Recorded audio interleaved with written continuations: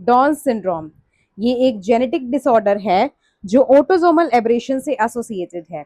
इसमें chromosomal aneuploidy होता है। एन्यूप्लॉइडी से मतलब होता है कि एक क्रोमोसोम एक्स्ट्रा डेवलप हो जाता है। जनरली हम देखते थे कि एक्स या वाई में जो जेनेटिक चेंजेस आते हैं वो होते थे, बट यहाँ पे ऑटोसोमल में चेंजेस आ रहे हैं, तो यहाँ पे जेनेटिक चेंजेस नहीं आएंगे, क्योंकि यहाँ पे other than X and Y chromosome में चेंजेस आ रहे हैं। अब डाउन सिंड्रोम में स्पेसिफिकली क्या होता है कि एक extra copy of the chromosome number 21 develop हो जाती है। इस पॉइंट को आपको स्पेसिफिकली इस डाउन सिंड्रोम के लिए याद रखने की जरूरत है।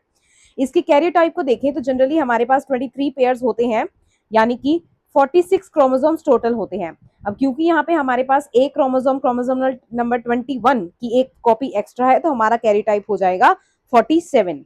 फिजिकल या फिनोटिपिक कैरेक्टरिस्टिक्स की बात करें तो यहाँ पे फेशियल फीचर्स में सबसे पहले देखते हैं इस पर्सन का जिसको डाउन सिंड्रोम है, इसका जो फेशियल प्रोफाइल है वो कंपैरेटिवली फ्लैटर होगा।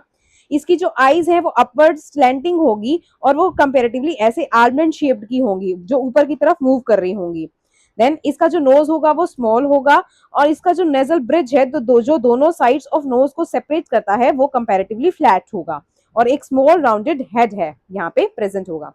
स्केलेटल एंड मस्कुलर फीचर्स की बात करें तो इसका जो स्टेच्योर है या इसकी जो हाइट है वो कंपैरेटिवली शॉर्ट होगी, क्योंकि ग्रोथ यहाँ पे कम देखी जाती है इन टाइप ऑफ पेशेंट्स में जिनको डाउन सिंड्रोम होता है। इनकी नेक का साइज भी शॉर्ट होता है।